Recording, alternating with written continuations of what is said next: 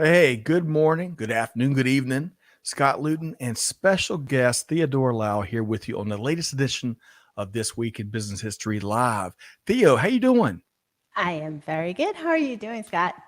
It is so good to have you back. I want to say this is your third appearance as part of the extended family, but your first on Biz History. So great to have you here. Thank you for having me. I think this is one of the very, very few times we actually talk about history, so it's super cool. I agree with you. Now, for the three people out there that don't know Theo Lau, it's really important. She's a founder at Unconventional Ventures. She's a world renowned thought leader and keynote on fintech and AI, amongst other things. She's the author of the bestseller, Beyond Good How Technology is Leading a Purpose Driven Business Revolution. I've got my copy. Great, great read. So, Theo, thanks again. We're going to talk about some of those things about midway through the show. Does that sound good? Perfect. That sounds beyond good, right, Theo? Ooh, that's a nice play. I need to remember that.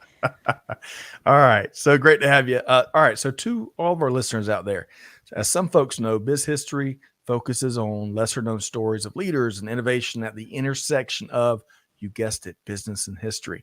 We drop a new episode every Tuesday, including replays of our live sessions and the handcrafted masterpieces, Theo, the handcrafted masterpieces that Kelly Barner continues to churn out. And you can check all that out by finding This Week in Business History wherever you get your podcasts. But today, Theo, we continue a newer aspect to our Biz History programming, Biz History Live. We get real creative with titles around here, Theo. We go live about every other week. And today we've got 5 very interesting historical moments to share. Does that sound good to you? It is wonderful. I think some of them are my favorite topics. I agree. And we have lots of kindred spirits. I think we're going to find some very common favorite topics to get into here today. So you ready to dive in? Let's go. All right, let's get going here with talking one of our favorite topics. Look at those gorgeous grapes.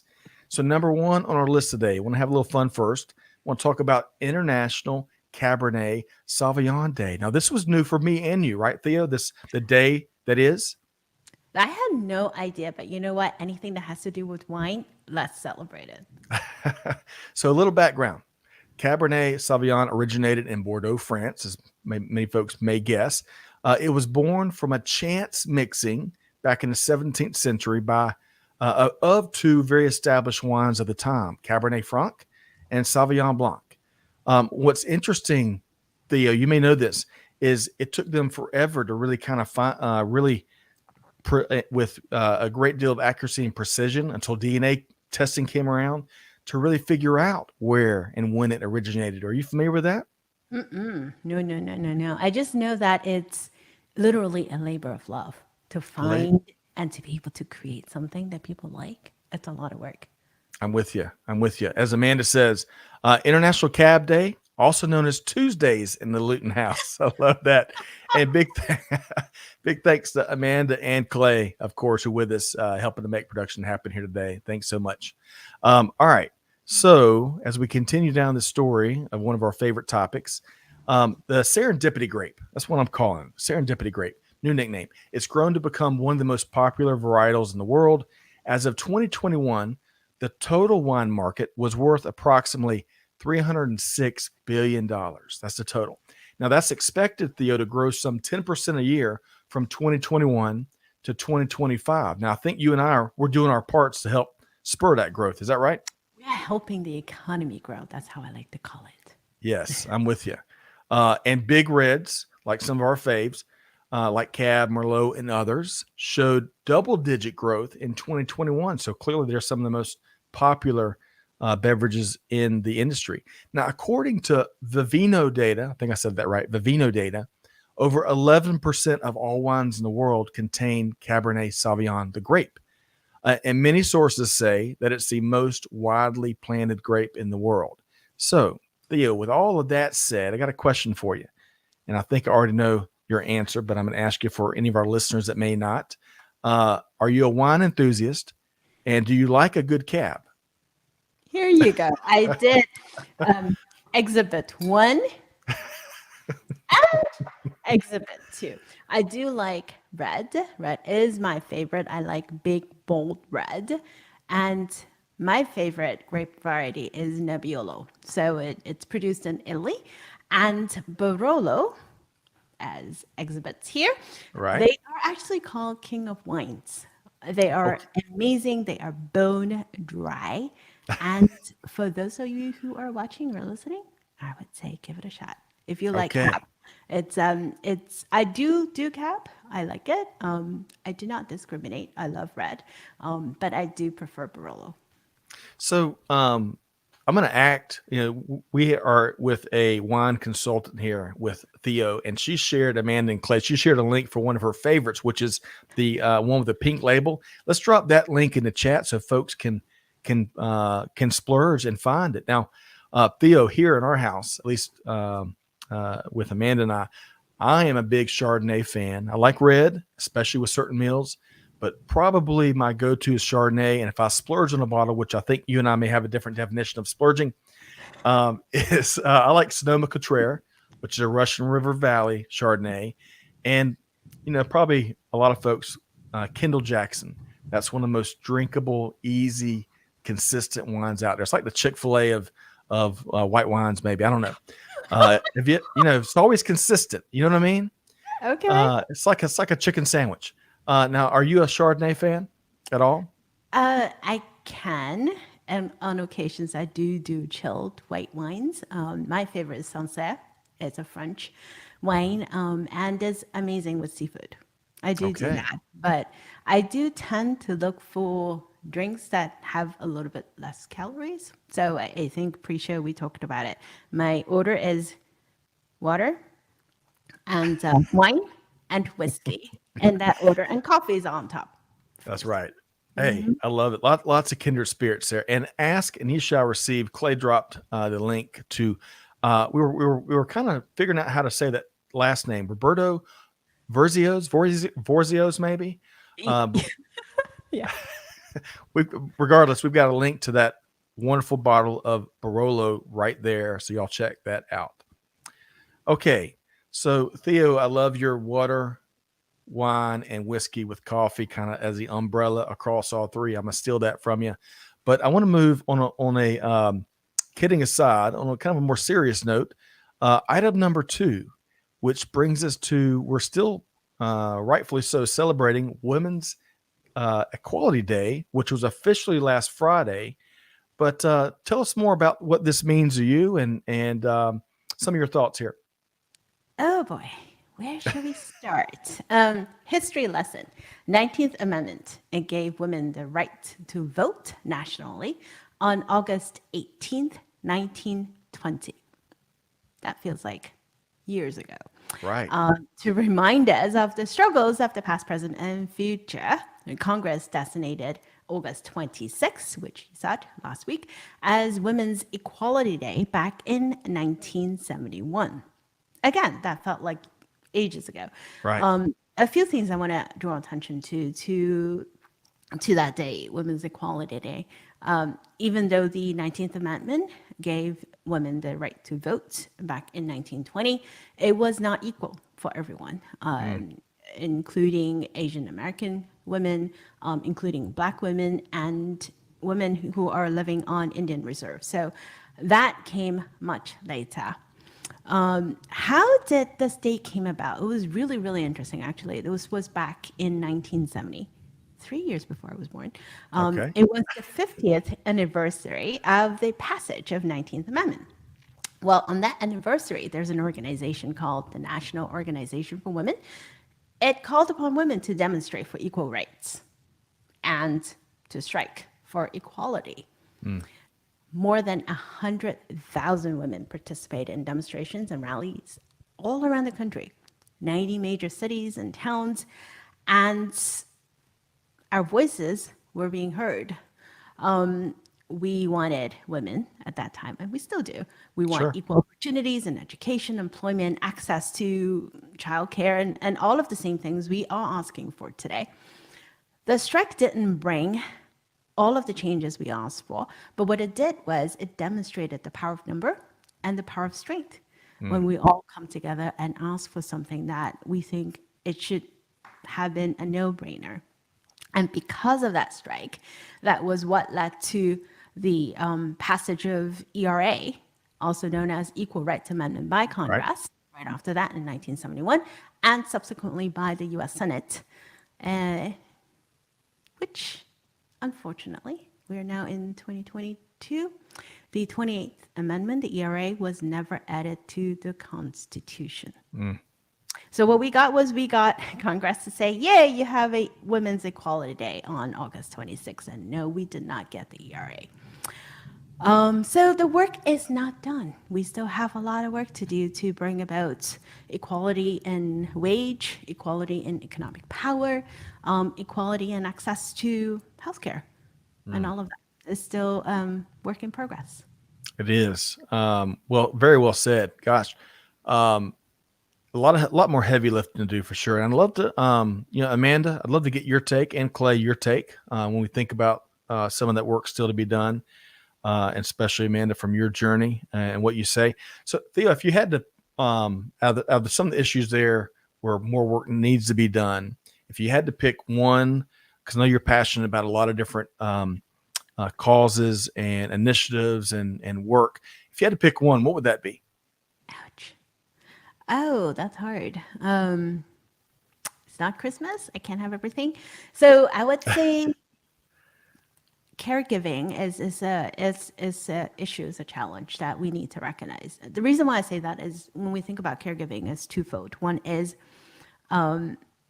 mothers, parents caring for young ones, and also adult children caregivers, family caregivers taking care of their older parents. It goes both ways. And the lack of caregiving infrastructure, I would like to call it, it impacts women in many ways because either we have to take time off, right, to take care of our parents, or not everyone have access to paid maternity care or paid family leave. And so they also have to either quit their job or to take unpaid time to take care of the newborn. So regardless of which side of the spectrum you're looking at, it impacts women's economic power. It impacts the way we work and how we work. A lot of women ended up either quitting the workforce or they have to choose jobs that give them more flexibility, i.e. lower pay. A lot of the challenges that we see from a money perspective comes from that. So if there's only one thing I can get, I would love for both private and public sector to take care of the caregiving needs of women. I bet you just shined a light in the blind spot for some of our listeners with what your answer to that question. So I appreciate you sharing. And then secondly, I wish it was as simple as let's go it one by one, but we've got to make progress across so many different fronts. So really, truly, no one's left behind, and everyone, no matter what walk of life, can have opportunity in 2022. Goodness gracious, to hear some of those dates, and can you imagine? I'd love to go. If I had a time machine, and not to be hokey here, but if I had a time machine, can you imagine if you went back and you interviewed some of those folks that participated in those massive rallies, and they saw legislation and some of the right conversations taking place? It would be heartbreaking in some measures to share with them what certain aspects of society is in 2022. It is. One other thing I have said a lot the last year is so much has changed and yet so much has not changed. If we look at equal rights, something that, we thought we would take for granted, only a handful of countries in this entire world have not ratified ERA. The United States being one of them. The other countries, Iran, Somalia, Sudan, Tonga. Wow. So voila. So much has changed, yet so much still needs to be done. Yep. Agreed. All right. So this is from Amanda under This Week in Business History. Amanda says, International Women's Day is great to recognize, but our mantra, deeds not words, well said, comes to mind, less talk and more action. Excellent point there. Thank you, Amanda. Okay. So Theo, thanks again for sharing some of your perspective there. Again, I think some of the folks, whether it's the issue you mentioned with what did you say? Childcare infrastructure. What did you say? You said Caregiving. caregiving infrastructure. I love that, Theo. And then some of the backdrop for what led to recognizing last Friday. So thank you very much. Before we move on to item number 3, we're going to kind of shift gears into retail. We love talking retail around here. Tell us, if you would, what prompted you to write this book, Beyond Good, How Technology is Leading a Purpose-Driven Business Revolution. What prompted it? So my co-author, Bradley Lightman, and myself, we have spent the last few years working with a lot of startups as well as incumbent around the world, United States and overseas.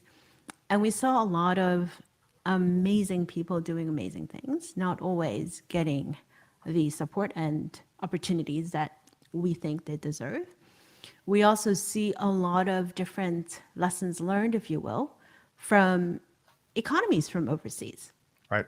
And so we started writing about it, and we started interviewing people around and about what they do. And then a publisher approached us and said, hey, we love what you guys have been writing about. Would you like to put that in a book? And so that's how that came to be, because we believe in sharing. I think sharing is something we don't do often, and learning from others is also something we do not do often. If we look at financial services, right, it is very well established in the West, the United States and UK, Europe and what have you.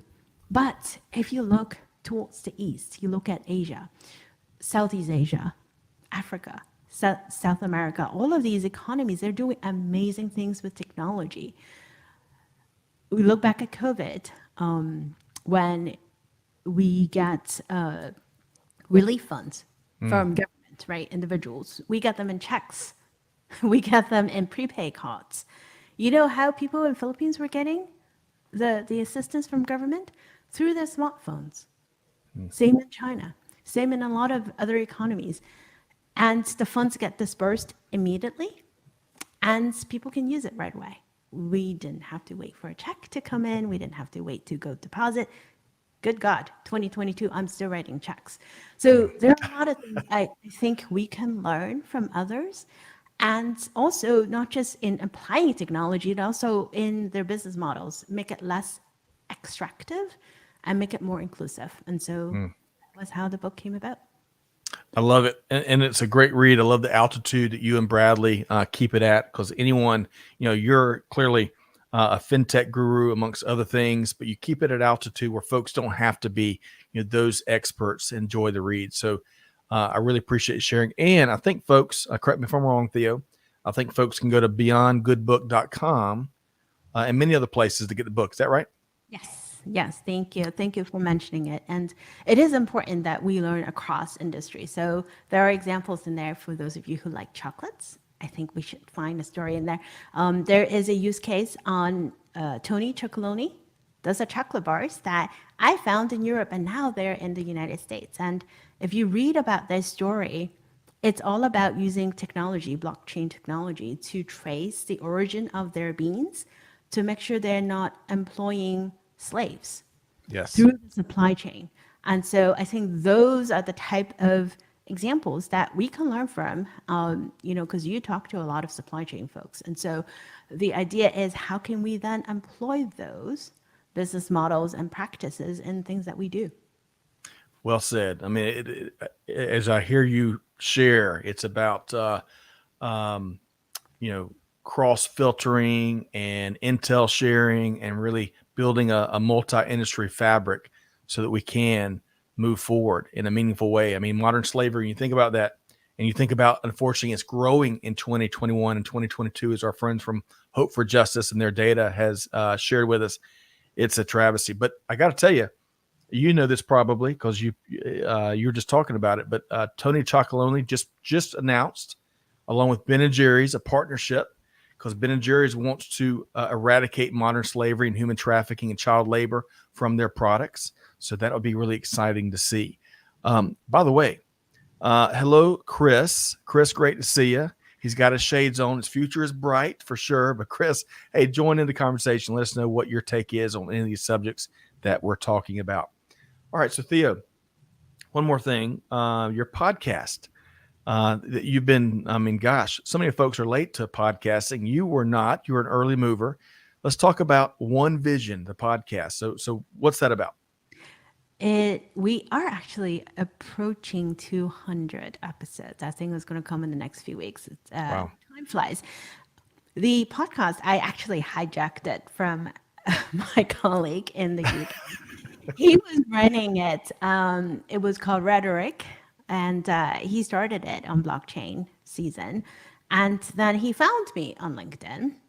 He came to the States for meetings, and we met up in DC. And he was like, "Hey, I have this podcast. Would you like to come on the show?" I said, "Yes." And next thing you know, I went from a guest to co-hosting the show to now I'm practically just having so much fun with it. We want to use it as a platform to talk about stories, to talk about people who are doing good. We changed the name to One Vision a few years ago because we wanted to reflect on what we want to do is we have one world. We don't have different worlds, despite some people who want to shoot themselves up to Mars. We have one ecosystem. We all share. We share the Earth's resources, air, water. We are in it together. And we have one vision to create one world for everyone with one voice, not multiple voices. And so that's how that came about. And Love we're it. just telling stories. My favorite thing, certainly lean in on, and you can find One Vision wherever you get your podcast. And y'all drop new episodes. What's the cadence? It's every week, every Tuesday. Every Tuesday. Monday.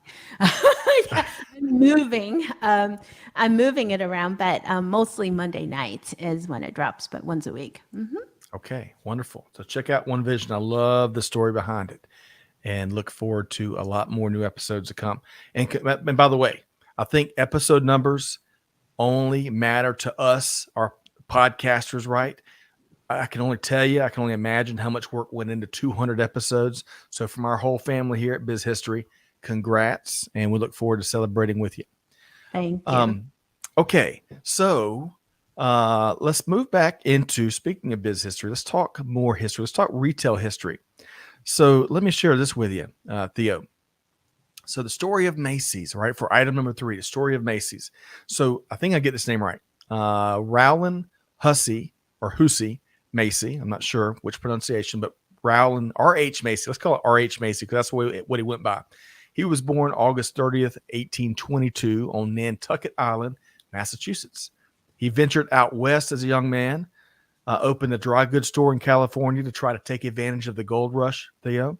That store failed, along with 4 more back east that he stood up afterwards with him and his brother and some other folks. So, undeterred, which is probably my favorite part of the story, Theo, because how you fail all the time in startup world, right? But those folks that persevere, just like R.H. Macy persevered, he decided to move to New York City in 1858. He opened a store named R.H. Macy Dry Goods. He was really stuck on that Macy name, which is probably a good thing. He finally caught a break, and the store did well. In fact, he expanded over the next couple of years. But some folks may not know this. Macy would pass away in 1877, and eventually, not too long after that, the Macy family would sell the business altogether in 1895 to Isidore and Nathan Strauss. Oh. Now, it was the Strauss brothers that would move the company's flagship store and the company headquarters to the iconic Herald Square location in Manhattan. Now, we could spend. I did not know that. Huh. I bet a lot of folks didn't. I certainly didn't when I first. I did a podcast on the Macy story probably a year or so ago, and that surprised me as well. But get this: so we can't do it justice between 1895 and early 20th century to 2022, but folks, Macy's still around and doing well, despite some challenges that we were talking pre-show. Over 700 stores now in 2022 and over 400 locations, about 90,000 team members. But one last thing, and Theo, I'm gonna get your take here. One last thing. So if you go back to R.H. Macy, the founder, way back in the mid 19th century, back before he tried his hand at retail, right when he was still up in Massachusetts, Nantucket Island, he spent some time whaling. Now, I don't know about you. That would not be for me. I could barely squish a spider, much less whaling, all that stuff. But it was during this stretch, he got a red star tattooed on his wrist or arm. It kind of depends on who you talk to. And that tattoo is where the red star originates from the same one you see in advertising logos, like the image that we're sharing here. So I share all of that. And that, of course, doesn't do the whole Macy's story justice. But hey, Theo, are you a fan of the Macy's department store? Or if not, what's a store that maybe you spent some time up in during your upbringing? That is fascinating. Oh my God, I'm learning so much from just the last 10 minutes. So this is interesting. I moved to the States back in 92. Okay. And that was when I went to college in upstate New York. My first memory of Macy's was Thanksgiving, because I went to my aunt's for Thanksgiving, Thanksgiving break. Right. I had no idea what it was. I'm like, oh, Thanksgiving, oh, holiday, all right. So I made the 3-hour drive from school. I went to RPI down to Manhattan, where my aunt lived. And that was the first time I heard of a place called Macy's. And that was the Thanksgiving parade and all of that. And that was also when I realized, wait a minute, stores close on Thanksgiving. No restaurants are open, no stores were open. That was my first memory of Macy's. It's fascinating because I grew up in Hong Kong, and we have big department stores and everything, but I don't actually remember any of those where people would have an emotional attachment to the store, not the same way that Macy's is. Macy's is iconic, right? The Right. store in Manhattan, when you get out of Penn Station, you walk a block. There it is right there, and then you can't miss it. Fireworks display, 4th of July, sponsored by Right. Macy's. It's been going on forever. So it's an icon. But do people still go to department stores? So that was the really one of the aspects of our pre-show conversation I was really enjoying, because that answer, we could dedicate like a whole series to that. Retail is in person, brick and mortar retail is in such an interesting space, in particular the department store, in particular the mall. I'm Yeah. not sure which has bigger challenges, but my quick response, I'd love to get yours to your own question, is I think for those retailers that really have leaned into 2022 and aren't doing business like it's 1986, they focus on things like experiential retail. They've really dialed in on what all of their buyers, regardless of what generation and walk, all their customers want. And from a supply chain nerd standpoint, maybe those retailers that, as we've seen more and more as e-commerce is being fulfilled and served from the stores, they use some of that footprint that they can assign more profit to. I think we could be. It'd be interesting to see the next few years when it comes to retail and department stores. Now the malls, we'll have to save that for another conversation. But what is your take? I don't know. I think it could also be region specific. I'll give you an example. I spent the last month in Hong Kong. I was finally able to travel overseas. They were closed for more than 2 years. And one thing about Hong Kong is it's a very, very densely populated city. You don't really have anywhere to go. People love going to the malls. They just love the malls. The mall is not just a place for people to buy things, it's a social place. It's for people to get together. You meet your friends, you stop by a coffee shop, you stop by a dessert. Oh my God, everywhere. My joke with my friends when I went there was, how is it that all of you guys look like you weigh 90 pounds? Because every single, I don't know, 50 feet that you turn, there is a dessert place. There's a coffee place. everywhere, literally in a mall, you would find at least 20 coffee shops and dessert stores. And and that's what the malls are in Hong Kong. It's not like, you go, you buy something and you leave and it's dreadful and it's dark and it always Right. have the same display. It's a fun place to be. It's Now, vibrant, is what I'm it is hearing. vibrant. Yes, exactly. It's vibrant. And not to mention, there's also air conditioning, which you need in a city that's hot, and we talked about it. And whereas in the United States, if perhaps because there's more land and people live further apart, and it serves a different purpose. Now, for me, I still need to go to stores for stuff. I Right. love bookstores. I can't read. I mean, I read things digitally, but I still like the feeling of an actual book, an actual newspaper. I'm with you. Right. And I still need to go to the store to get clothes and shoes because I'm little and I can't get anything online. But otherwise, I can get things from e-commerce, but I still like physical stores. I don't know. Yep. I hope there's a lot of talk about the metaverse and about Right. people shopping with VR AR. I hope we won't come to that. I don't know. I heard an interesting conversation, and we got a couple comments I'm gonna get to in just a second. We are our mutual friend Kevin L. Jackson. You know Kevin. Yes. He was at I think it was Black Hat USA is a big one of the big conferences, and he he was on a panel, and the title was is it Metaverse or Metaverse? And it's some really interesting takes.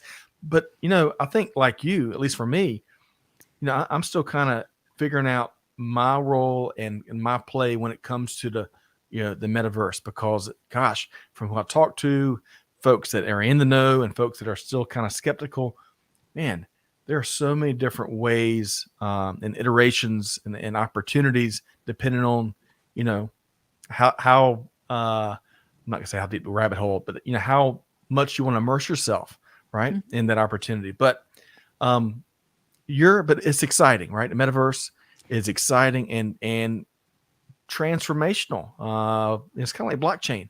Once folks really understand and they see some real practical use cases and they see some practical ways they can apply it to their organization, it can be a big game changer, right? I think it could be interesting. What we see right now is still a lot of concepts, right? And a lot of things around gaming, a lot of still more like a retail PR, if you will. I think Pizza Hut was doing things in the metaverse and some other consumer brands. I think it's just the very beginning of what it could be. I don't think we know what it will be yet. And that's the fun part, is trying to figure out what it could be and how we get there. Yes. And it's an opportunity for folks to help shape where Yes. it's going. So love that. All right. So let's share a couple things. So first off, we did drop, again, beyondgoodbook.com. You can check it out there. Thanks for dropping the link there. Amanda says, I worked in the mall in high school and college, and Macy's was always her favorite department store. P.S. I suppose I'm totally aging myself by saying I worked at the mall. Do kids even go to the mall these days or know what the malls are for? That's a great question. I'm going to pose that to my three kids. Now, Theo, Chris still goes to department stores. He lives in Nevada. That's different. That's right. Now, Chris says, but you're not really going to go eat in the mall, from his take at least, food courts, maybe stateside. See, that's exactly what I meant about. Like in Hong Kong, in the mall, you can actually find Michelin 3-star restaurants. It's in Really? the mall. I need to share the pictures. I celebrated my parents' 50th wedding anniversary in a French restaurant that Okay. is in a mall, a 3-star Michelin place. And we opened one of these. But it I think is really location specific. Agreed. It's like a All Harrods, right. right? We're going to have to get mall recommendations from Theo next time, because, man, 3-star restaurants, that would change the experience quite a bit. Get this, Theo. Barb says I went to the mall a couple of months ago only because that's where the Apple Store is and needed a repair. So I She guess has a if point. it's right, depends on, especially if that's where it happens, your need happens to be located. I guess you're gonna have no problem going to the mall. Amanda says Hong Kong malls sound pretty awesome. I agree with you, Amanda. Okay, hey, one more side note before we move to the next item. Kelly Barner, in fact, she dropped an episode, the most recent episode today. The Man with the Red Star Tattoo. A little play on that movie. Maybe The Girl with the Dragon Tattoo. I think it's the name of that movie. Well, she made a play on that. The Man with the Red Star Tattoo. R.H. Macy. So y'all check that out in the most recent episode of this week in business history. Okay, so Theo, where we want to go next with item number 4 is the Treaty of Nanjing, right? Please, and this is one of the iconic photos that came. This is the HMS Cornwallis, I believe. But tell us more about this. Yes, let's go down, take a walk down history a little bit. Seem to be doing that a lot lately. Comes with age. So Treaty of Nanjing, this is something that popped up on my radar recently. August 29th, 1842 was when the treaty was signed. And that was the treaty that ended the first Opium War. There were more than one. And it's also one of what we call an unequal treaty between China and foreign powers.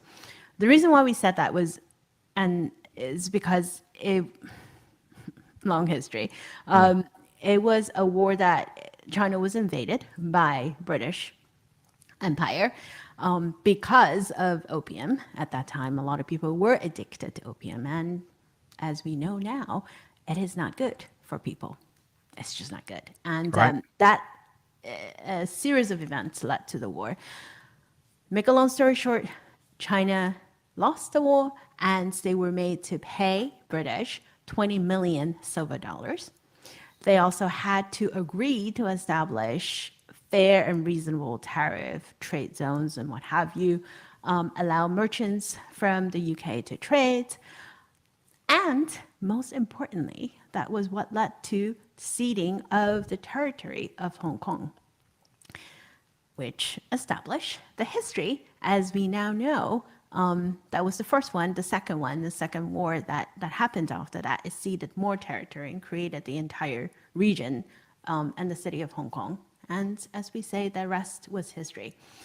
Why this was interesting was because that was what led to a lot of trade in the territory. That was what led to even the US wanted to get into action, and so did France, and has established the city as what it was. And because of its location, because of proximity to China and the rest of many different territories in Asia, it prospered. And that's where I was born. Without that, I don't know if I would be here talking to you right now. So that was a little bit of history. That was interesting. Very interesting, and I like how pre-show, and you touched on it there, but every part of the world kind of has their own story of things as they historical occasions, historical moments, you name it. Speak to that a little bit, because we were talking pre-show about, while all of that will continue to be the case, we've got to find a way as the adults in the room, as the leaders in the room, you name it, to, despite that, find a way to move forward, right? Yeah, we do. It was a very unfortunate event if you think about it. This was a long time ago. It happened. History happened. If you look at how history was being recorded and taught in different areas of the world, it's being viewed as it was an unequal war that was fought, and how China was being treated was awful and unfair, because the second opium war led to burning of summer palace and looting of a lot of treasures from China, which you can still see in the British Museum today. Now, if you look at how that event was being talked about in British history And if you looked at how it was being talked about in US history, Mm. you would see different versions. And that to me seemed like a parallel to a lot of things that we experience in the United States today. Depends on which school you're in, depends on which district, which state, which teacher, even, what have you. There are different parts of history, some that are omitted and Yep. some that were being taught differently. And it leads to a lot of social tension, fractures in the society, if you will. I'm not going to get into the politics of it and what is right and what's wrong, because oftentimes it's a matter of perspective. But what is important, though, is I think history does a few things. It leads us to look back and learn from what did not work. And it also serves as a guidance for us on how we can move forward with each other. It teaches us empathy of understanding from different people's viewpoint, knowing that even something that happened, a war, depends on which party you're in, you'll view it differently. Yep. And I think that's the one thing. It's being able to take a step back and understand each other's perspective so we can find a mutual ground to move forward. I think that bit is lost and we need to Right. find it. Thank you for sharing that. Wholeheartedly agree with you. And bear with me here because I want to give just a quick example because some of what I heard there is we really gotta vet and question everything. We can't just assume what we're learning or what we're being told or taught is the absolute truth. Get this. So we're big forensic file fans here, right, in the Luton household. And Forensic Files 2 came out, a couple months back, right? The initial series was so popular, so they launched a new one. So we're watching this episode with me and my two daughters, my son and Amanda, last night. And it was a recent case of a woman who was tried for the death of her Marine husband. And one of the big challenges, though, is her initial defense attorney did not question the findings of the lab that tested the Marine that passed away. They claimed he had really high levels of arsenic. So they assumed, and as did the prosecutor, that she poisoned him with arsenic. And instead of vetting those results and asking the tough questions and representing the defendant as they should have, they just went with those findings. And then 10 years later, whatever it was, when as she got another trial, those findings, there was no arsenic. It was spillover and contamination from results that they were like next to, because you can find arsenic in the ground everywhere. And I'm not doing the episode justice, but it struck me, and it's parallel with what you're sharing.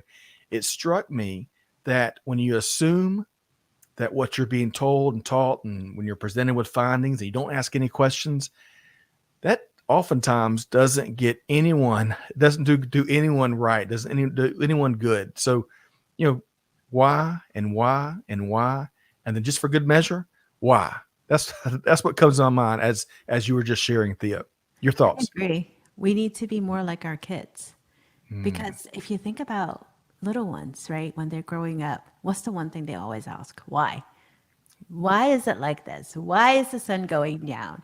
Why do we have to go to school? Why do I have to do my homework? Why do we have to go do this? And why do I Right. have to go to bed? It's always why. They don't take anything for granted. They want to understand, they want to know, they're curious. Somewhere along the way, we lose our sense of curiosity. We just assume, like you say, we assume certain things. We take things for granted, and we need to be more like our children. We learn a lot from them. I'm with you 100%. In fact, there's a continuous improvement or a management tool or leadership tool, I'm not sure whatever you call it, called the 5 Whys that you'll find a lot, especially in lean environments. And it's never who, it's always why, and then if that why, and then continuing to help you find the root cause while vetting the information you're getting all along the way. So thank you, Theo, for reminding me of that tool. And yes, Barb says in terms of the treaty that you were sharing, historical example of location, location, location. Would you agree? Maybe, especially the different versions of the story itself. So thank you for that, Barb. Okay, so Theo, I knew this was going to be a good conversation. Man, we are touching on so much. It's a very holistic episode, and I'm a bit chagrined because we're wrapping on a much lighter note, right? Item number 5, Theo, is all about Mountain Dew. Yes, Mountain Dew. So let me. Are you ready to go there as we start to wrap today's episode? We're going to maintain our sense of humor, but still not shy away from any conversation. So with our 5th item here today, we're talking Mountain Dew because on this date, let's see here, or soda pop. Some folks soda pop in the South, it's all Coke. It doesn't matter like what beverage it is. We all call it Coke for whatever reason. So we're talking Mountain Dew. This big time beverage brand can trace its roots all the way back to Tennessee, where the original formula was invented by a couple of beverage bottlers named Barney and Allie Hartman. So Theo, it was reportedly created, get this, to serve as a moonshine mixer. So I think that might fall into your water, wine, and whiskey loosely, right? So the beverage and its recipe would be tweaked a few times over the years while also passing through a variety of owners. And let me share one of the early advertising campaigns here. So again, think moonshine and mountains in Tennessee. And if you're listening to this, listeners, you can't see the image. It says Mountain Dew sold here. And the tagline is, it'll tickle your innards. Your innards. I should pronounce that right. So get this. So in 1964, though, in this week in 1964, it was acquired by the Pepsi-Cola company. Now that changed everything as Pepsi saw big opportunities for growth by distributing it all across the U.S. and some global, but they really saw at least initially the opportunity coast to coast. And Theo, they also chose to target a different market with Dew, a younger, outdoorsy crowd. So in fact, in 2022, according to Statista, Mountain Dew has about 7% of the total beverage market share in the States, which surprised me a bit. 7. Theo, that sounds really strong. That right? is a lot. That is a lot. But there is one bit of that Mountain Dew history that is intriguing. And Okay. that ties into the whole water, wine, and whiskey Yeah. philosophy of mine. I don't drink Mountain Dew. I don't do sweet carbonated drinks. But apparently, the Hartman brothers, they developed Mountain Dew was because they had trouble getting a preferred soda to mix with whiskey. Yes. Yes. Yeah. That's such I a mean, great. everything ties back to whiskey. And it was a 19th century slang term for whiskey, especially Highland Scotch whiskey. So there you go, Mountain Dew. So I love those additions, Theo. And yes, Chris, Mountain Dew. And it depends on where you are in the world, because in some places it was launched and it didn't catch on, so they moved it from the market. But what we're talking about here, this graphic may help, Chris. Let me pull this up here. Is it So green? this is some. Oh, wait, What's that? it's not green anymore? So initially the original version was green, but get this, they've had, like, as I was counting them, we wouldn't have the time of the day to share all the different offshoots, including, maybe you've heard of Code Red, right? Which I think a lot of folks, the gaming industry is closely associated here. But get this, here's another tie-in to your water, wine, and whiskey. In 2022, so just earlier this year, PepsiCo partnered with the Boston Beer Company to release an alcohol-infused drink based on a hard Mountain Dew product name. So maybe they're getting back to their roots, Theo. I don't know. Wow. This But is I tell you, interesting tidbit. there are a few, and I was trying to vet this before we went live. I didn't get a chance to completely vet it. But there's only a handful of non-coffee beverages that have as much caffeine as the original Mountain Dew. So you're still, if you're looking for a little caffeine boost, although it's probably like a short-term energy boost, I imagine you might be more tired maybe after the first 30 minutes. I don't know. But you can check out Mountain Dew. And Chris, man, he's making quite an impact here in his first Biz History appearance. He says his keto, the diet, the keto diet, innards just died. So thank you for that, Chris. Okay. Well, we have really run the gamut. Goodness gracious, from retail to treaties, global leadership perspective, bridging, the differences that we have in so many different ways, progress, not enough progress, right? Which, much to everyone's disappointment. But hey, as long as we acknowledge the work that we still must get together to do, including the heavy lifting, so we don't leave anyone behind, that's part of the good news here. So Theo, I really appreciate your time here today. I want to make sure, again, folks, we talked about Theo's book. We talked about the One Vision podcast. I love the story behind that. How can folks reach out and connect with you and all of your many projects? Thank you, Scott. So I'm on Twitter, PSB_DC. I'm on LinkedIn. Like you said, I'm on the podcast, and I'm in a lot of different conferences. Thank God, in person started again. Proceed with caution, but still I miss people. So I'll be at Finovate in New York in September, and I'll be in Sibos in Amsterdam in October. I look forward to seeing some of the familiar faces out there. Oh man, I love that. And yes, I agree with you. In person is back, and it's so neat to break bread and share drinks with folks and enjoy each other's company in person. So big thanks for joining us here today. Theo Lau, author, keynote, guru, you name it. But folks, you want to tap into some of the things that Theo's up to. So thanks so much, Theo. Thank you so much, Scott. And you forgot one thing, troublemaker. Good trouble. Good trouble. Good trouble. Thank you so much for having me. Appreciate it. You bet. We're going to sign off here in just a minute. Thank you, Theo. Thank you to all the listeners. Thanks for the production team. Hey, thanks, Barb and Chris and Amanda and Clay and all the other folks that tuned in. If you're listening to this on the podcast replay, make sure while you're searching for This Week in Business History that you search for One Vision and subscribe to both so you don't miss anything. But whatever you do, it's like Amanda pointed out earlier, it's about deeds, not words. We got to take action, right? So on behalf of our entire team here, including Theo Lau, hey, Scott Luton challenging you to do good, to give forward, and to be the change that's needed. And with that said, we'll see you next time right back here on This Week in Business History. Thanks, everybody.